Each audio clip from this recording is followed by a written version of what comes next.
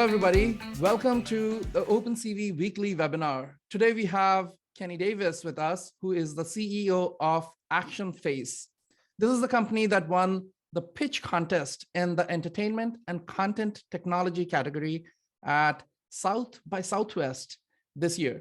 This is a huge accomplishment, and Kenny will tell us how to craft a winning pitch with computer vision.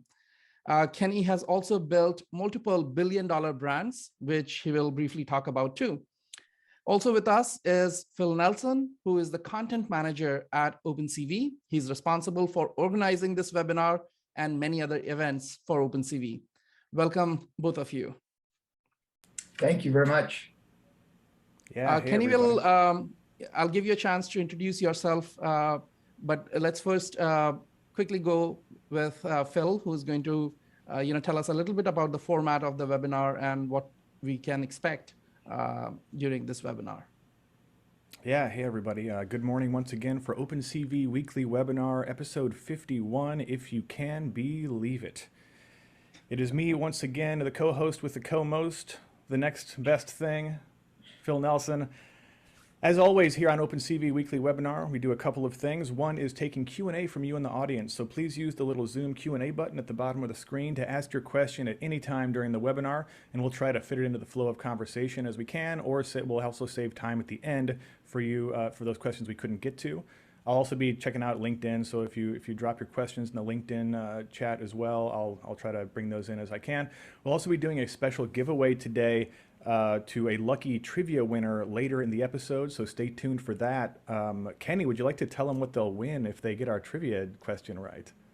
You will win a, hold on, let me do a little show and tell here. Yeah. You will win an action figure of you in whatever it is that makes you the most heroic version of yourself. I'm sorry, his face is so blown out. There you go. Yeah, it's perfect. Oh. Look at that. Look at how handsome you can be. Tremendous. Yeah, so thanks for that. Stick around. We'll do that after the presentation here. Great. It's a pleasure to have you here, Kenny, and it's your show now. You can share your screen, start with an introduction, and then you can share your screen and go with the presentation. Wonderful.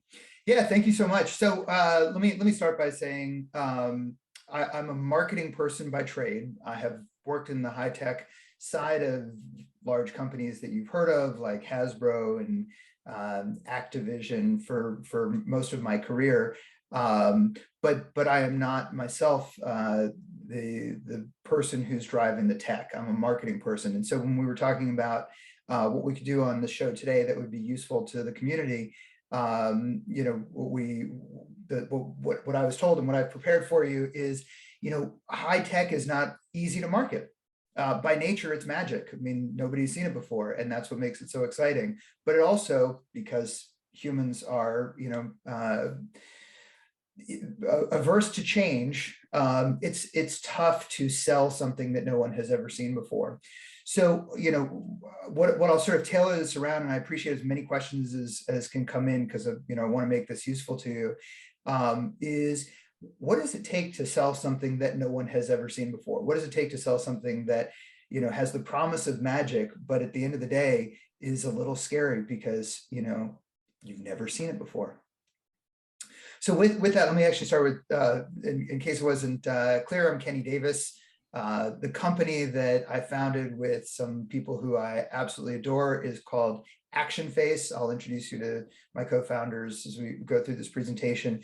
We recently won South by Southwest top prize in entertainment, content, and gaming. All of us are from the entertainment world, toys, video games, and TV licensing. And I can't say just yet, but I will say in more general terms, we've just signed a license with one of the major sports leagues. And what you're about to see is sort of behind the scenes, but I very much hope that a year from now, you'll be like, oh my God, I heard about that before anybody else. Yeah, we always like being first here. We're, OpenCV is the cutting edge sometimes. Yeah. Your background, are you going to mention about the brands that you built when you show the slides? Yes, so, Great. so thank you, and so it's in the South by presentation. So what I thought I would do is go through the South by presentation, as Phil said, go through it slower than I did at South by. At South by, I had 180 seconds, and there was a gong at 181. So I will try to talk slower. I'll even explain why we put them in. I think what I'll do is I'll walk you through the presentation and then explain why those are in there from the standpoint of winning over the judges and the audience. One of those slides is about my background in the team, so I'll save that until then. Yeah, That's great. For any, we were talking about, there's some pro wrestling in there as well. The phrasing I would use is tranquilo, tranquilo. So should I share screen? Yeah, give me 1 second. I think I need to enable this. All right, we're all good. Okay. All right, you should see a woman on a skateboard. Fantastic. So again, I'm going to give you the slower version of this, but I'm going to start with how I started this presentation.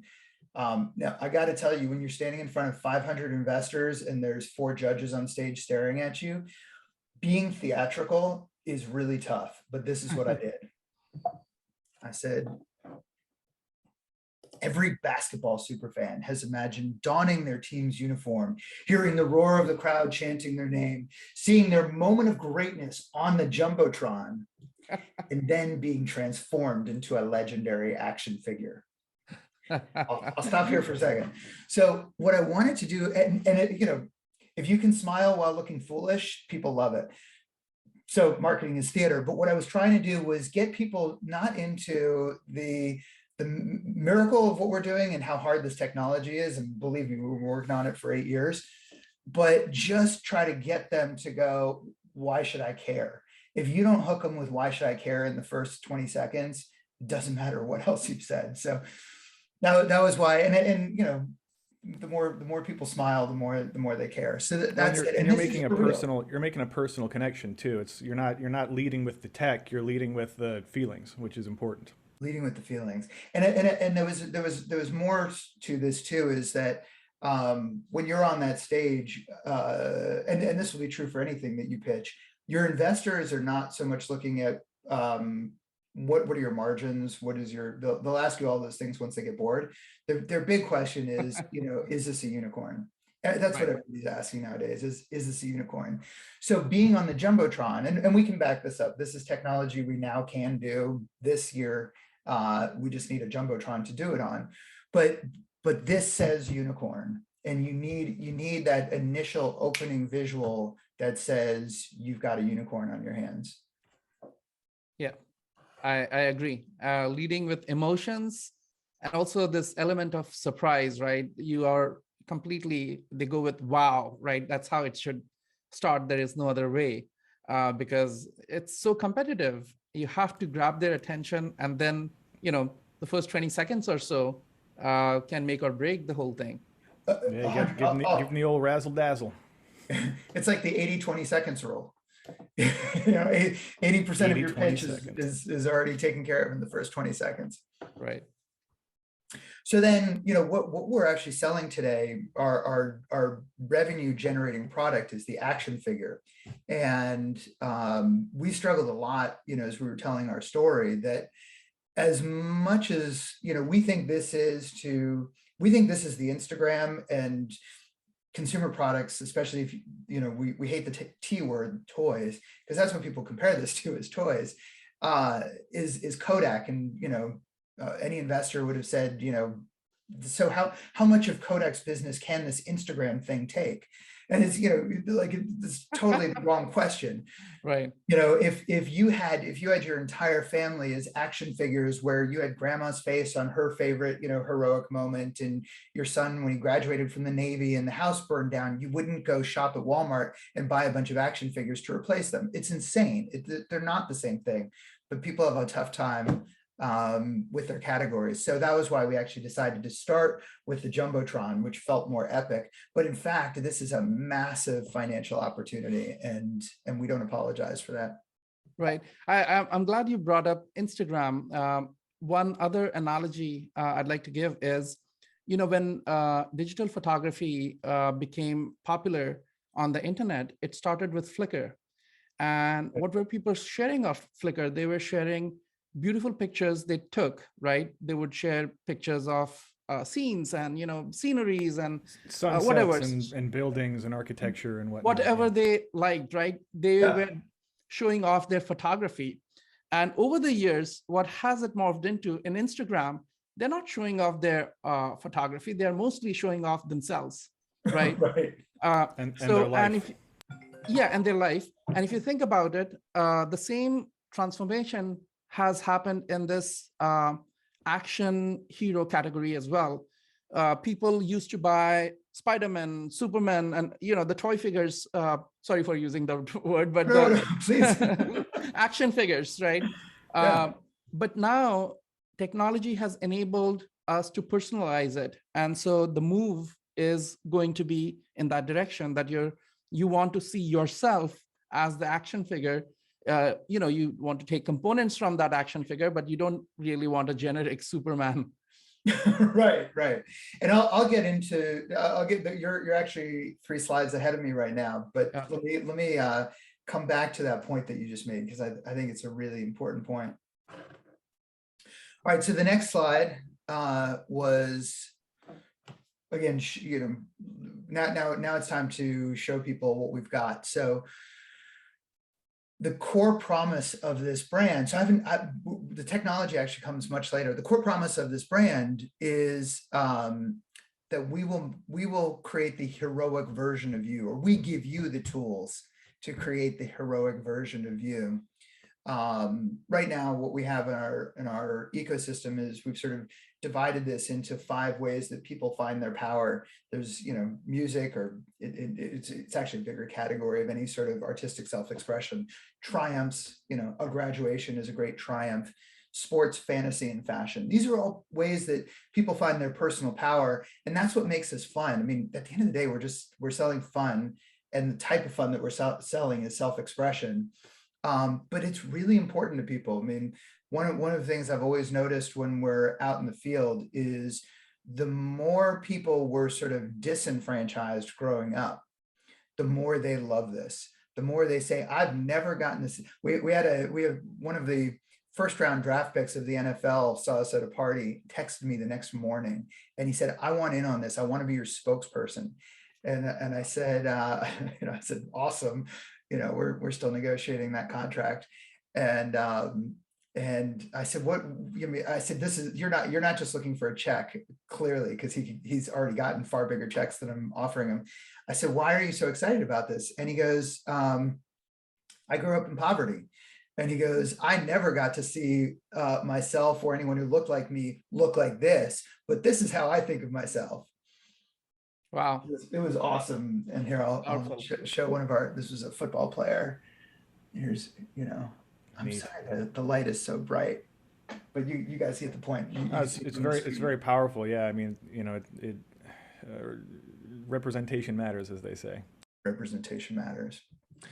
All right, so then, this one to me speaks everything. So I actually have been in the entertainment industry for 30 years. In the 90s, I created a reality TV show company. And so I started in TV, I wrote for Nickelodeon, then I went into video games, toys, and high tech.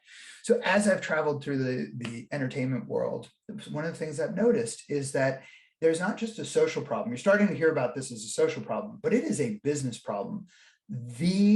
The number one goal that entertainment has is to create a hero that the entire audience will identify with.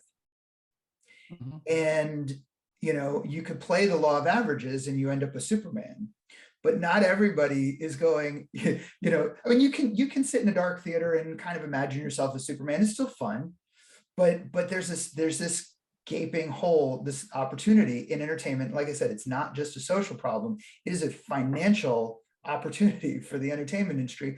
What if you could make a hero that everyone could identify with? And the best way to do that is, what if you could make everyone the hero? And I've said this to my own team, for years, and there's usually that sort of light bulb moment when people go, oh, wait a minute. What we're talking about here is that in the future, the James Camerons of the world won't try to make you into Iron Man. I know I just confused a bunch of entertainment properties, but we'll try to make you into the king of the world. They'll write stories that make sense with you already being the hero from the beginning of the story. And that's a lot of what the metaverse and video games are already sort of positioning us to do. So here's where we start talking about the technology itself. We now have an app. I encourage you to download it. I would love your feedback. It is in beta. The initial scanning portion is really ugly. I'm going to be the first to admit that, but it works. It genuinely works. So you can 3D scan your face from ActionFace 3D Scanner, iOS store, and then you customize yourself and create an action figure. We have a discount code at the end of this presentation. OpenCV only discount code. All right. And you know, this is where I've really struggled, and I'm going to take some time here because the point of being on the show is to help people who are geniuses at high tech explain to people who aren't why their high tech is magic. So every time we've talked about turning people into action figures, and I get this from tech investors who've spent their entire world in Silicon Valley. Well, that looks easy. Can't anybody else do that? What happens if Facebook, you know, put $1 billion into it?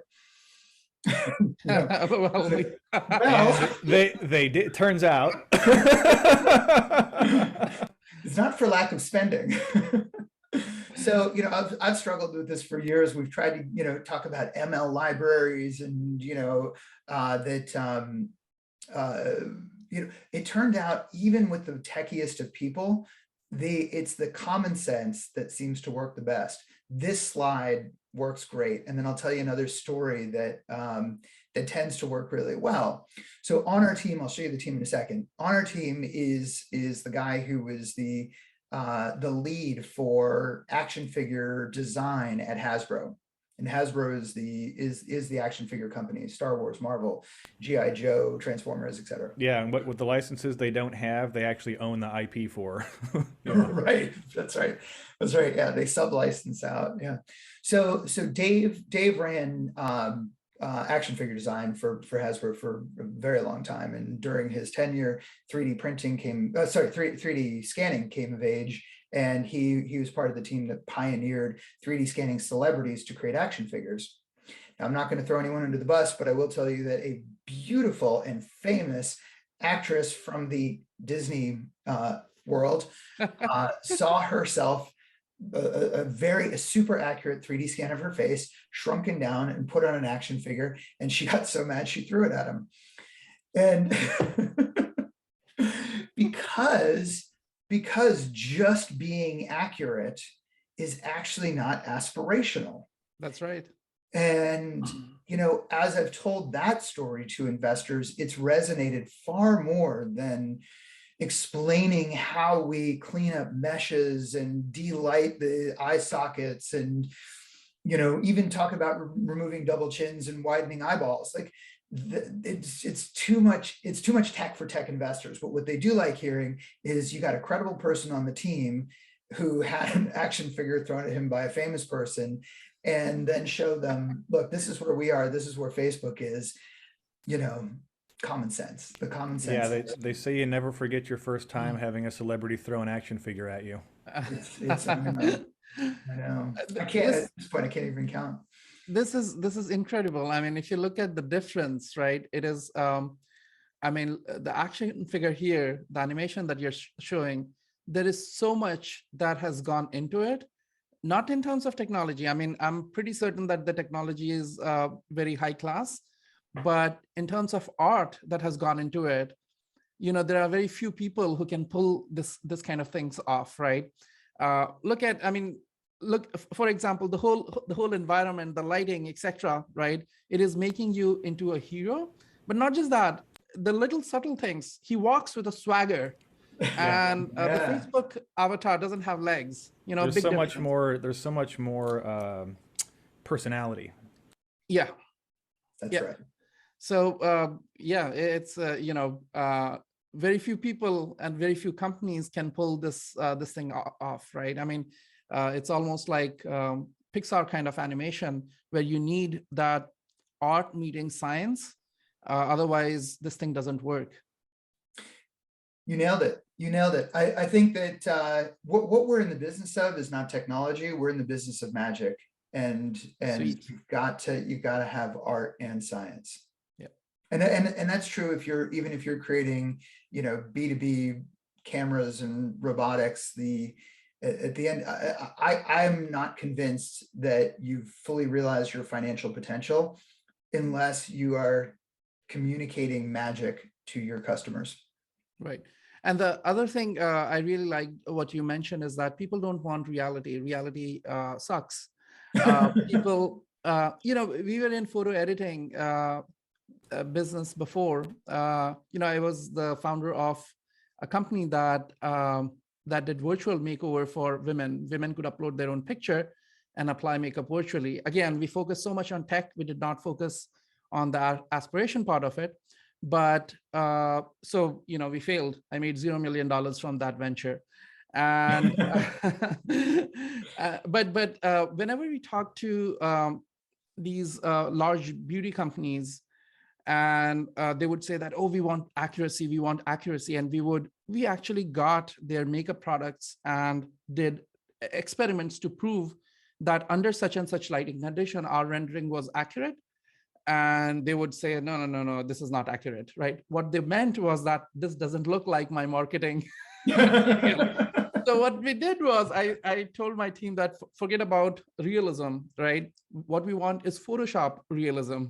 They want it to look like their marketing material. Don't even get the products. Let's just get their marketing stuff and let's match the color, lighting, etc. From there. And that's what they wanted.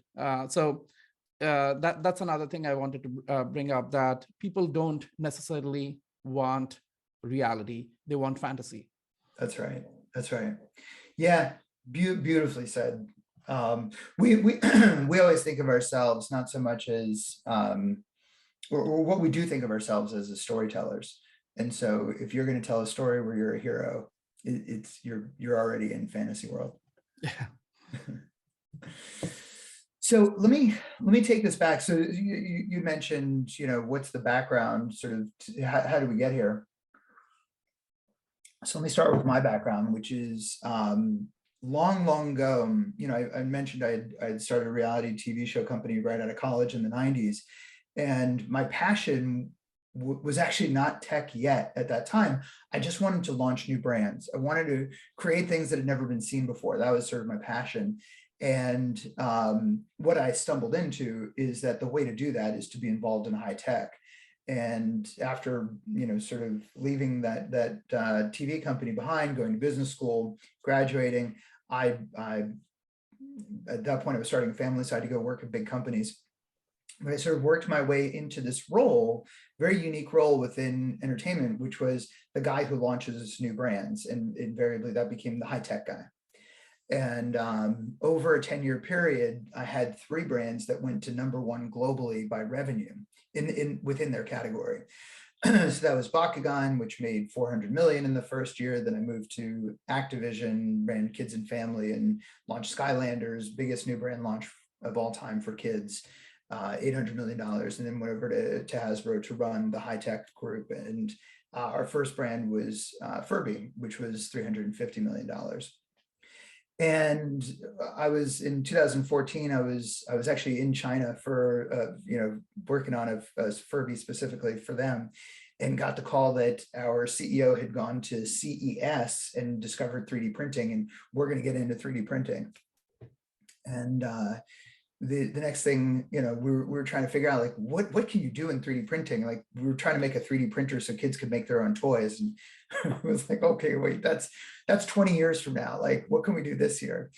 And we ended up putting these giant 3D scanners, this thing you see on the right, at Walmart. And we did test markets to turn people into Star Wars and Marvel action figures. The footprint of this thing was the size of a small car. And yeah, it looks like about the size of a Mini Cooper. It was about the size of a Mini Cooper. And then you had to sit in this chair for 5 minutes. So there's actually a chair behind it that you had to sit kind of still in, and you get to watch a movie. And it was 3D scanning your face for 5 minutes. Wow. And so the throughput at the store was terrible. And if there's one thing I know about kids, it's that they love sitting still. Absolutely. I mean, the amount of morphine that we had to give them. We can It was edit great. this, Was it right? great value brand morphine? That's right. That's right. We only use the generic because You get a deal because it was a margins. Walmart. Yeah, It used to be legal back then.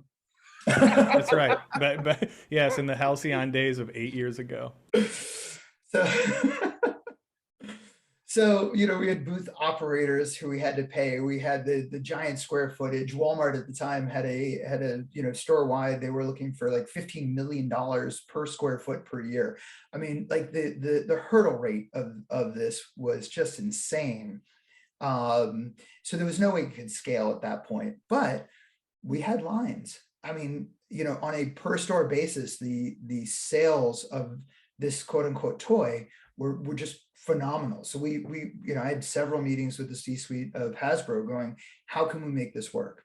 And of course, what everybody came back to was, is there any way that you could scan with the phone in your pocket? Because then you don't need a booth or booth operators or Walmart. This sort of leads up to the transition to the team and how we launched. But I do want to, I told you I'd come back to a story and again, the sort of theme of my being here is to sort of talk about what's the difference between creating tech, which is most of what you do, and selling magic, which is the next step. I was in line. So when we put these booths at Walmart, I went and visited, the various stores, and these were, like 12-day tests. It wasn't a permanent installation. So I went and visited a store, and nobody knew what it was. I mean, we didn't even have time to market. So it was just, what is this giant structure? Oh, we're turning you into Star Wars and Marvel action figures. Oh my God, I'm getting in line. So I see this family in line, and this mom is combing her hair, which of course is ridiculous because we're going to cut off just the face, but she's combing her hair, getting ready for her action figure, and she's got her kids in front of her, her husband's behind her, and I walked up to her and I said, can I ask you a question? I work at Hasbro, and she said, of course. I said, this is really interesting. It looks like you're very excited to make a toy for yourself. In my decades of selling toys to families, I've never seen a toy that a parent is this interested in getting for herself. It's one thing when you're 27 years old and you're buying Funko Pops for your living room, but once you have kids, you don't want more toys in the house. Like, that's just not a thing. And I said, do you mind my asking, are you actually, getting this for yourself? Are you really excited about this? And she was almost offended, and she was like, of course. And I said, that's awesome. I said, well, why? And she said, well, we're a Star Wars family. Oh. It hit me right in that moment. And I was so glad I asked her. I said, you're not going to put these in the kids' playroom, are you? And she said, no, these will go in the living room. Those are going on the mantle. Yeah. Those are going in the mantle. And that was that moment where I didn't even know until I asked her, like, oh my God, we're selling self-expression. Yeah. If I were to have 3D scanned her from head to toe, and this goes back to your story, if I 3D scanned her from head to toe, which would have been a $30,000 instead of a $10,000 booth, and it would have been, I mean, God, the printing costs, I mean, we were only spending printing on just a little face pancake. I would have actually done less of a service for her than giving her the ability to tell the world, we are a Star Wars family. Right. So, you always got to go back to what is the magic for people? Well, the magic is I just transformed myself into a Star Wars character, not I just 3D scanned myself and 3D printed it. So that was a wonderful sort of wake up call for me. Anyway, I left Hasbro. I moved to Silicon Valley. Let me get this. Oh, there we go. And in 2018, Apple added Face ID cameras to their iPhones, and that's when I saw the opportunity. And so I reconvened. I got the band back together. So Joby was the studio head at Activision who was responsible for Skylanders. So he and I launched Skylanders together. And he had sold 2 companies to Activision prior to that. Erin Bloodgood was the digital marketing guru behind LOL Surprise. She'd also done Monster High. So very unusual to be involved in very successful new brands, but we've got a bunch of people on our team who do that. Dave Kunitz, as I mentioned, ran action figure design.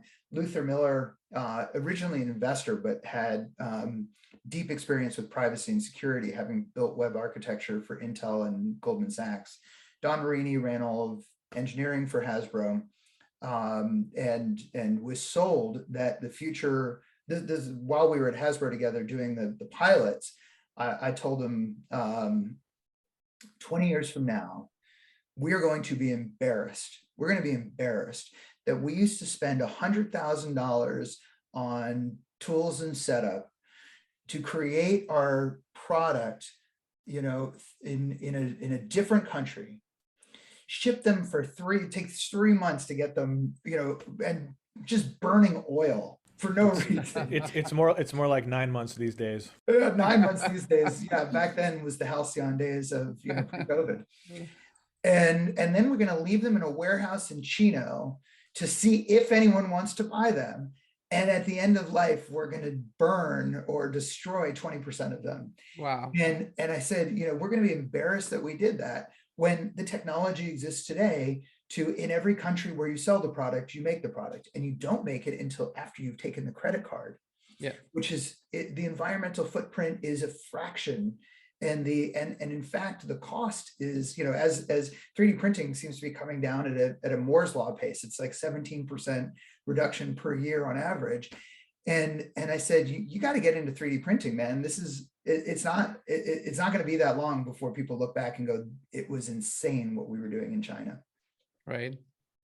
So when he left Hasbro, he LinkedIn'd me the first day. I said, we should start a company. I said, we already have. Come join me. And then Michelle, a good friend of mine, she's the only one who's not full-time on this, but she was the former SVP of licensing for the NFL, and she has helped us to bring in the licenses that are going to help us grow this year. So we launched in November. We were at the LA Marathon, had a great response. 36% of people who scan themselves. So we use the iPad, and as you can see here, we put it in this sort of fancy ring light. But basically, it's the same thing that you could do, with the ActionFace 3D scanner app on from the iOS App Store. We put that on an iPad and brought it to the LA Marathon. And like I said, 36% of people who sat in a chair ended up purchasing a $50 to $100 action figure. And it's an impulse purchase, and there's not a lot of impulse purchases that are above $30. So this was like, okay, we're ready. We connected. Well, with, I mean, at that price point, that's like 1.5 beers. So definitely, or in Texas, 2.5. Yeah. right, exactly.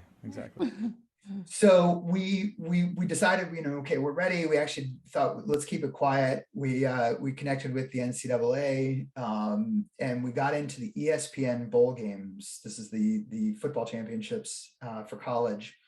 And as you can see here, we're at the Frisco Bowl. The picture on the left, we're actually right outside of Jerry Jones's private elevator. And the sponsors paid for VIPs to get action figures of themselves. So that's what you're seeing here. When the elevator doors open, can you smell the brimstone or? No, but somebody did have nice perfume. I will say that.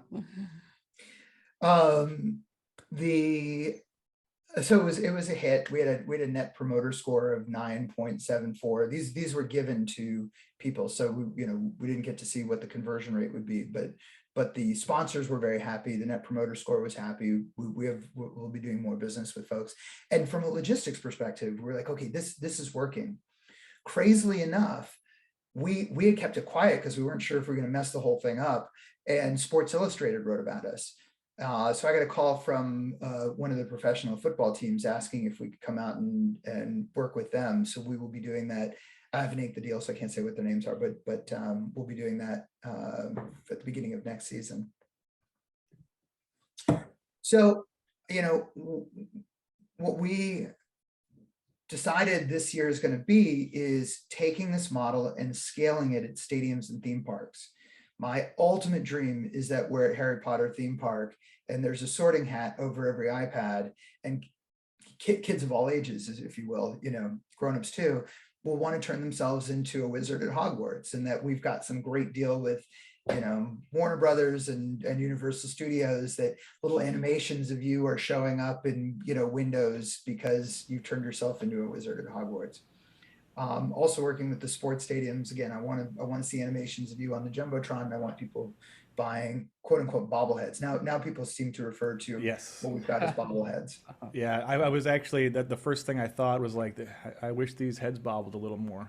Somebody in the chat, I want to call out in the chat as well. Somebody mentioned Pez, and I was like, hell yeah, I love Pez. And we did look at all of those different executions. We looked at putting heads on Lego figures and Funko figures and bobbleheads, and there was a bunch of business research that led to. What's interesting is there's actually a hard cut line in the back of the head that I noticed that. We like that. That was because we originally were looking at the heads being either bobble or at least articulated, and we just like the aesthetic, so we left it on there. Yeah, it's kind of classic. It shows, it says action figure. It's, yeah. That's exactly it. I think it, we again, we're magic, fun, suspension of disbelief, fantasy, so sometimes being less good is more fun. We've sort of landed on this toyetic aesthetic, because then you can get away with more. You're not as critical if it's not quite as accurate.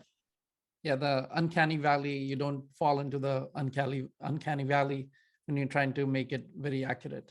Right. If I had more than 10 minutes before the meeting to find out that Phil was such a huge wrestling fan, I would have shown a picture of him instead of my son. But yeah, so, shout out to Los Parks. That's the great La Parca there. You got it. Good eye.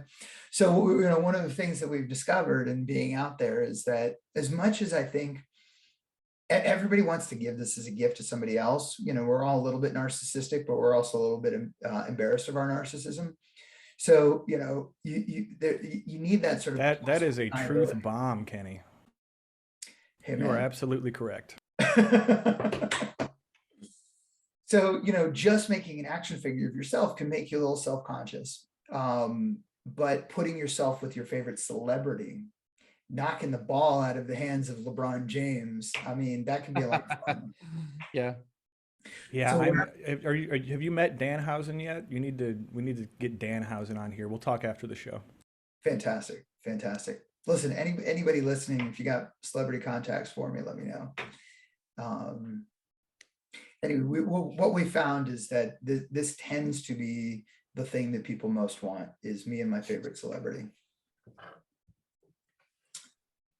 So, as I ended the presentation, again, this is, imagine that everything we just talked about, I kept lifting up the hood to show you how the engine, what was making the car drive, but this was a 3-minute presentation. Where it landed was, so I'll go back into presentation mode. I said, this is only the beginning. Just as Amazon began by selling books and grew into the store of everything, we begin by selling action figures and grow into the licensable on-ramp into social media, video games, and eventually the metaverse.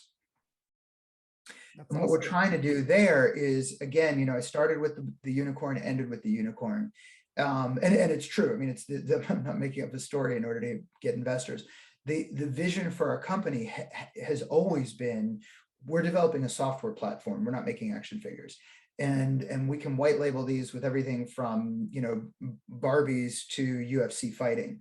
But not at the same time, or I probably couldn't get the license to do that.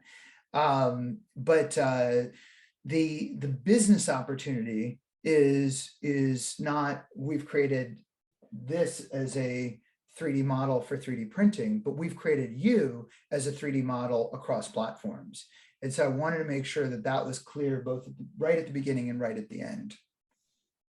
Yeah, and there's, again, going back to the personality, there's so much personality in these really short animations with these, fully rigged avatars, and you'll notice they do a little bit of, there's a little bit of an expression on their faces here, which is, it's very, it's simple but very high impact, which speaks to the experience on the team, being action figure sculptors. Yeah, yeah, yeah, yeah. Art meets art and science. You got to have them both.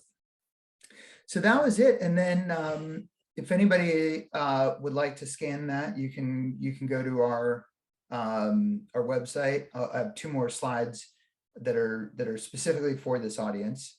Feel free to email us. We'd love to hear from you. The technology wise, is it completely vision based, or is it using LiDAR and other things, other sensors from the phone as well? Yeah, I'm so glad you asked. Here, I'm going to move to the next slide while I answer that. So we are looking for people to join the team, and as we continue to raise money, we will continue adding to our team. So right now, using the True Depth camera on the phone, we are it's structured light. It's the front-facing camera. Yeah. So it's structured light. We do procedural mesh manipulation. And we do use ML to interpret what's being seen and adjust it. We are looking at, we also take in ARKit data and use that to, basically everything is slightly imperfect. And so the more you can sort of triangulate data points, the more you can make a decision. I'm going to take this from there, that from there, that from there. So you've got the raw scan that you get with the structured light. You have the ML interpretations. You have the ARKit, providing helpful guidance.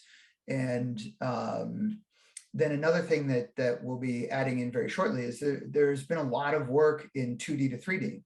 Just using light and shadow to interpret depth. Yeah. And, we're very interested in, if somebody watching has expertise in that area and would be interested in working with us, we'd love to hear from you. But yeah, so if it had been this is on a phone, but if suppose you were doing this in a photo booth at events, etc., then you could create a completely light-based. Usually when we think about stereo, we think about moving the camera. Yeah. But there is another class of techniques called photometric stereo, where you keep the camera constant and you move the light at least 3 times, and looking at the shading pattern on the face, you can reconstruct the face, and that is super high quality. Like you can literally get the little you can see people's pores and stuff, and this is done really, really well. Yeah. Yes, you can. But those techniques, the only challenge is that because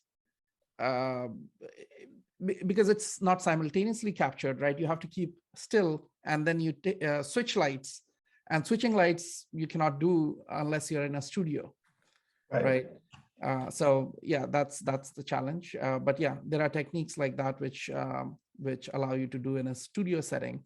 But it's fascinating that you're using. So the camera that you're using is the same one that Apple uses for doing ensuring that you're not a fake person for face recognition, right?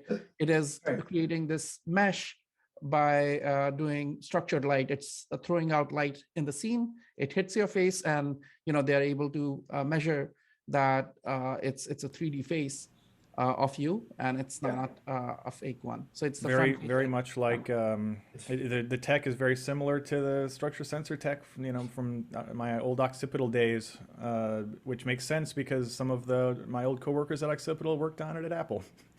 Yeah, that's right. I was going to say there's a reason for that.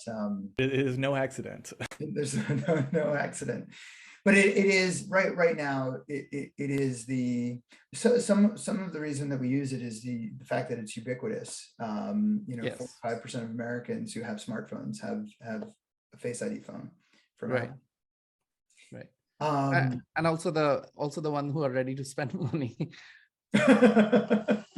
Although you'd be surprised, there's an inverse correlation. A lot of the people who are most excited about getting themselves as an action figure are not the wealthiest people. In fact, a lot of the wealthiest people want their living rooms to look like an Apple store.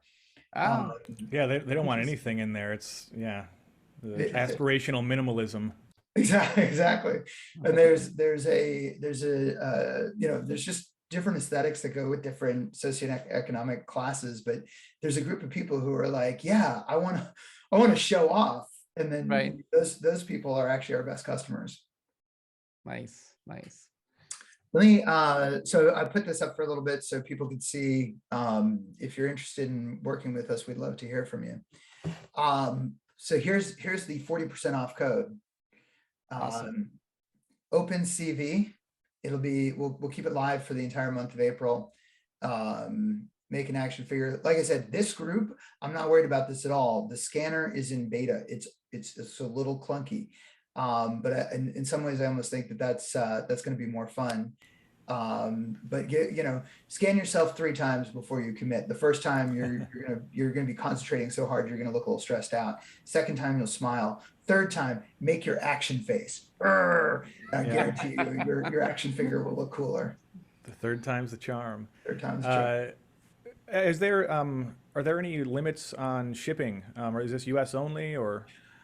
I'm glad you mentioned that. Yeah, unfortunately, I don't even think we can have you scan outside the U.S. and Canada. Okay. And this has more to do with it is not insignificant to Fortress data, and so Yeah, there's not many pieces of data that are more personal than your face, I guess. yeah, and we have figured out a way. I won't get into how we did it for obvious reasons, but that face data is stored nowhere near any other data. It's very important to be.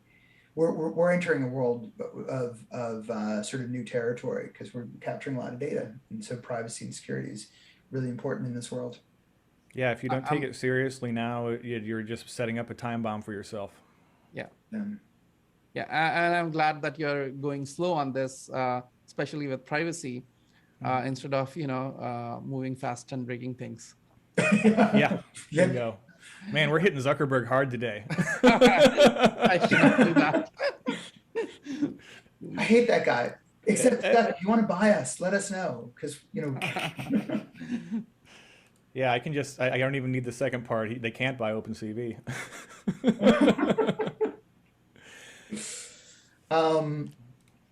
Cool. Let me just see if there were. I did put a few slides in here.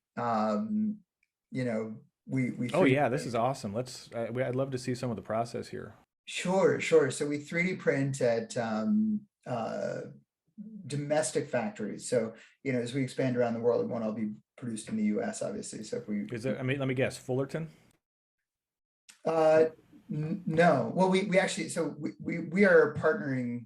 Actually, partnering is a legal term, so I shouldn't use that term. We work very closely with HP, and they provide us a lot of engineering time and support and, Cool. and so forth.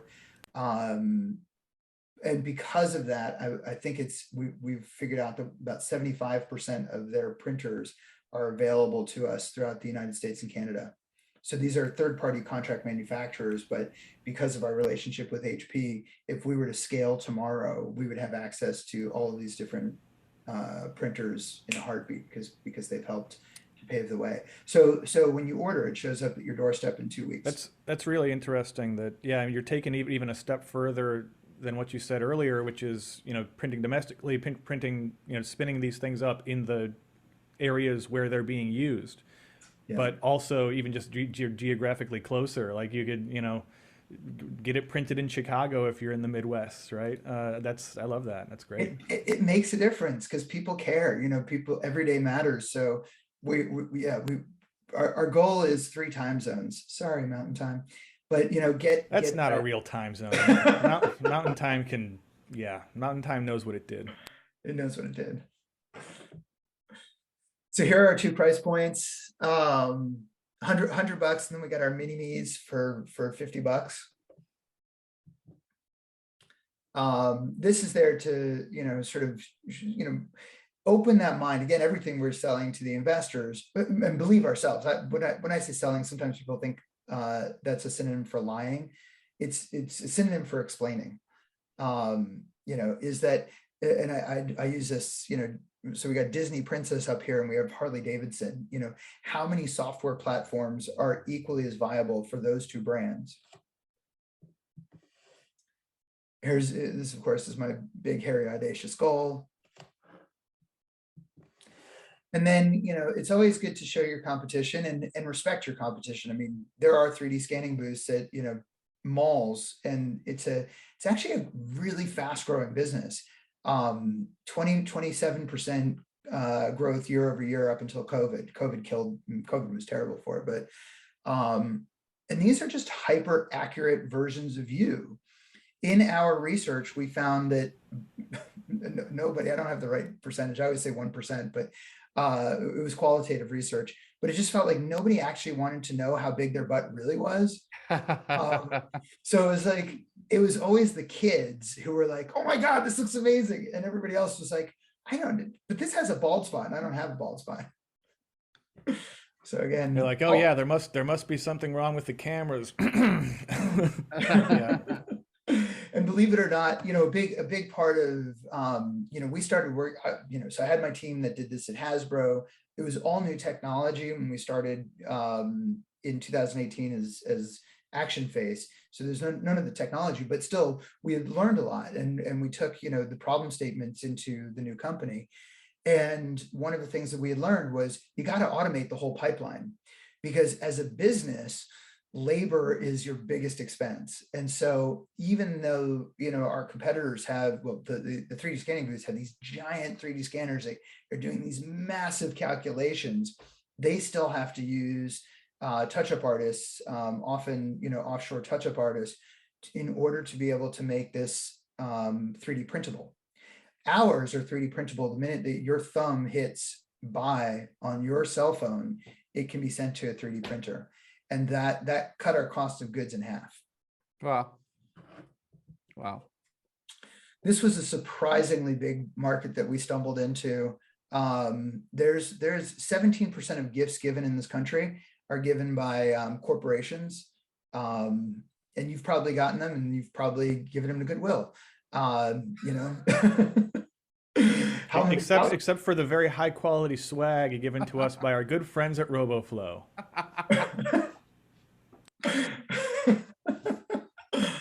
So we found that, something that you might actually keep is, is your action figure of you. And we're able to sell this to the corporations, hey, this is going to sit in the living room for years, And psychologically, it probably feels weird to throw yourself away. Or your wife. Like, let's be clear. When she comes home from that business retreat with her action figure, you're going to put it in the most, honey, can I put that on my desk? Bingo. You're not going to throw that away. So this was our last sort of appendix slide. I just love this. This was a mother who was the team mom of the soccer team, and she sent this to us. She was like, we now only we do our blocking for our plays using the action figures of everyone on the team. Awesome. That's great. Yeah, it reminds me of the old, the old electric football games where the thing would vibrate and the little players would move around based on the vibration. Used to make those, gosh, they were from like the 60s or whatever. It reminds me a lot of that. Totally. So let me stop sharing and answer any questions. Well, before we do that, should we just do the giveaway question and then move on to audience question? Great call, Satya. So I'm going to ask a question to you in the audience, in the Zoom audience, based on Kenny's slides here. The first person to answer that question correctly in the Zoom chat will win a free ActionFace. Yeah, super exciting. If you have won recently, say the last couple of months, please don't answer. Give other people a chance to win. We know you're excited and we love you, but we've got to share here. So get ready to answer. In 2012, Kenny helped revive a beloved toy line for Hasbro. What was the name of that toy? All right, we got, man, they were right on that one. Michael Weiss, the correct answer is Furby. Michael, go ahead and shoot one email to phil@opencv.org, and I will make sure that you get hooked up here. Congratulations. And so we have some good questions here today. The first one I think is an easy answer. Maybe Philip would like to know: do you have plans for launching this on Android? Yes. Yes. So Android does have the ability to do 3D modeling. It's It seems like it's still with Android, the device fragmentation is such a pain for stuff that relies on tech like this, because even if the cameras, or even if it's got the some kind of LiDAR or something in there, the resolution might not be. But yeah, sorry, go ahead. No, you're answering the question. It's trickier than it seems. So I can answer with the process more than the answer, which is, we're going to see if we can make it work with the process that they have today. There's also the possibility, I don't know if you've seen, NVIDIA has this photogrammetry advancement that's just insane. So we're going to see if that can work. And then ultimately we will be working with ML libraries to see if we can get the 2D to 3D, ready for prime time. And with this community, I got to keep inviting you. Like if you have solutions, let us know. We are looking for solutions. So MediaPipe generates high quality 3D mesh using a single photo. And if you take multiple photos, there should be a way to, create a single mesh, stitch them all together and create a single mesh. So that's something worth looking at. Maybe we'll have to do an episode, one of our tutorial episodes, 3D capture and then, maybe a little bit about cleaning up, and because that's a big part with this 3D capture stuff. If you're going to print it or use it even in a digital scene, you're always going to have to do some cleanup. That's the real, art, the real labor intensive part is making the model good once you have it. That's why a lot of the time, even these days, it's easier for these designers and creators to just build a model from scratch rather than clean up a real life capture model, because real life is messy as hell. Yeah, it's true. Let's see. Satya, this is unrelated, but we've got a couple of questions about the shipping timeline for the books with the OpenCV Kickstarter. So we are receiving the money from the Kickstarter campaign today. I can literally see it in the bank. It is saying processing, but I can see. And right after that, we have already, we have started the process with Manning, and this week, end of this week, early, hopefully, end of next week for sure, we will have shipped a few of those, or most of those. All right. Yeah. Thank you. But obviously it will take time for people to receive that, right? I'm saying that from our end, we will make the purchase and ship it. Yeah. The same thing with OAK-Ds as well. We have started the process, and it should, it takes whatever time it takes for shipping, but the process has started. Yeah, and once the shipping happens, everything is so up in the air these days. It really is tough to know, to give an exact. It's not that we're trying to be cagey about it. It's just that we can't actually say because of how crazy the shipping situation is globally. Right. And with the book, the nice thing is that you also receive a digital copy of the book. And so you will get instant access once the process is complete, and then you'll get the physical book in whatever time it takes. That's great. Best of both worlds. You start reading the digital one, and then be a couple chapters in when the real one arrives. Yeah. Another good question here from Girish. Have you thought about doing this for pets, Kenny? Yeah. Yeah, so I would throw the question back to the group. I mean, everyone here knows what it would take to 3D scan the face of a pet. We've all tried to scan an animal at some point, and it works about as well as trying to 3D scan a kid. Right. So so then it really comes down to a marketing consumer journey question, which is, I was hoping, I'm sure you were hoping for a tech answer, but the marketing consumer journey question is, can you make enough pets where people go, that's close enough and I love it? Or are they going to say, that's not really That's not Fido. I mean, I wonder if are pets the one time when you want it to be exactly the same. Like you probably don't want your pet slam dunking a basketball. Maybe you do. That actually sounds kind of awesome now that I said it out loud. But I wonder if, because you do want that weird little bald patch on the back of their neck where they never stopped licking when they were a puppy and it just never grew back. Like you want that stuff. You want the imperfections in your pets probably. Yeah, and they can be crossbreed too. So we can make a chocolate lab, we can make a Doberman, but I mean, how many versions do you have to make in order to get people to say, you've got Spot right? Yeah, it's interesting. Philip would like to know again, what are the dimensions for the biggest ActionFace? Yeah, so partly you can see it in my hand. Let me see if I can. So this is about 7 inches from the base. The figure itself is about 5.5. Yeah, that makes sense. Cool. Let's see here. And this is the bigger one, right? You had 2 different versions. Yeah. What's the difference between the large one and the small one? Okay, so this is small. There's the mini. And there's the mini me's. So we got the me's and the mini me's. Okay. Yeah, you got to be careful. Michael Myers is going to get at you. I welcome the fight. So excellent. Yeah, we did do a legal search on that one. Turns out the word "me" is common. Makes sense.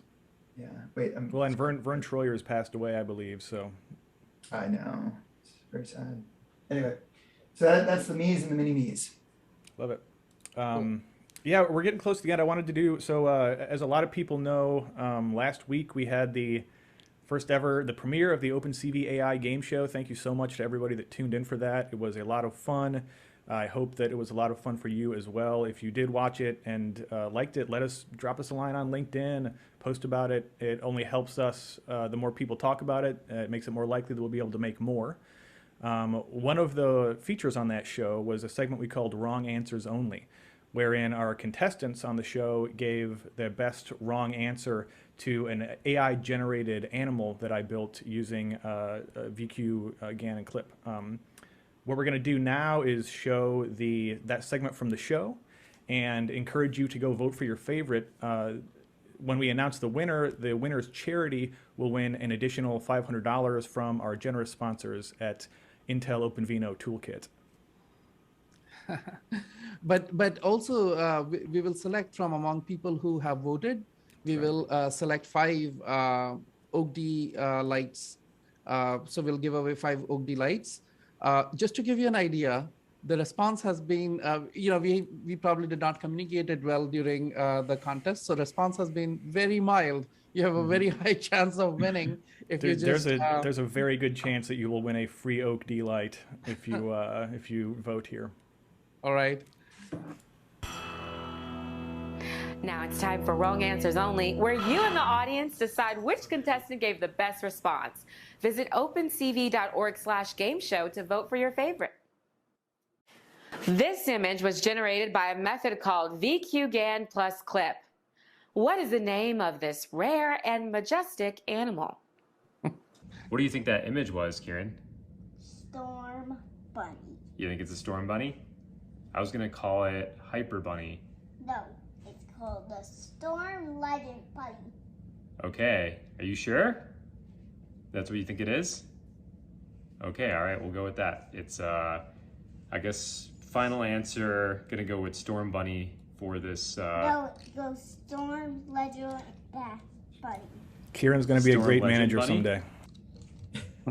Okay, all right, we'll go with Storm Legend Bunny. Sounds good. So what kind of animal is that? Well, first, it's not an animal, it's a GANimal, and GAN stands for Generative Adversarial Network. And so, few people know this about me, but I'm actually an expert in small mammals. We hang out all the time. But that animal specifically, you can just tell by the coat and the orientation of the eyes and it's just general habitat there that is a nightmare rabbit. There's no There's no second guessing what that animal is. It's a nightmare rabbit. It's a misty Tuesday. You're out on your nightly scavenger hunt to ensure you have sufficient subsistence for the rest of the week. Above, in the clouds, could it be the rare, the majestic, the Kafka-esque? It is. It's the Ganosaurus Rex. You can't take it down for its sheer beauty. It's 2043. You take off your metaverse licensed headset. You return to bed. The name of the creature is a Ganosaurus Rex. So who? All right, so please visit opencv.org/gameshow to vote. We will select 5 lucky winners to each get 1 free Oak D Light. And this is open globally as well, right? Yes. Yeah. I mean, there are some countries we cannot ship to. They're due to legal things. Yeah. So please do that, and please join us at 5 p.m. Pacific. I will be in the chat on YouTube for the YouTube premiere of OpenCV AI Game Show, in case you missed it the first time. Next week, our guest will be our good friends at Super Annotate, talking about computer vision trends in 2022. Satya, you want to take us home? Yeah, thank you so much, Kenny. And these slides are available for us to share with our audience. You bet. You bet. All right. So so people will be able to get the the code and the links, etc., from the slides as well. Yeah, use that OpenCV code. I'm totally going to do it. Right. Me too. For the kids, at least. Sure. Thank you so much, Kenny. It was a real pleasure to have you here and give us this other aspect, where you're using computer vision, but it's the selling, the marketing of a computer vision technology. And congratulations on winning the pitch contest. And thanks for being here. Phil, thank you for organizing this. And as always, our audience, thank you all for every week showing up and encouraging us to put the show together. Thank you so much. Thanks so much for watching this episode of the webinar. Please hit that like button, subscribe, and don't forget to tap the little bell icon to be notified when new episodes drop. This week's episode was brought to you by OpenCV Courses.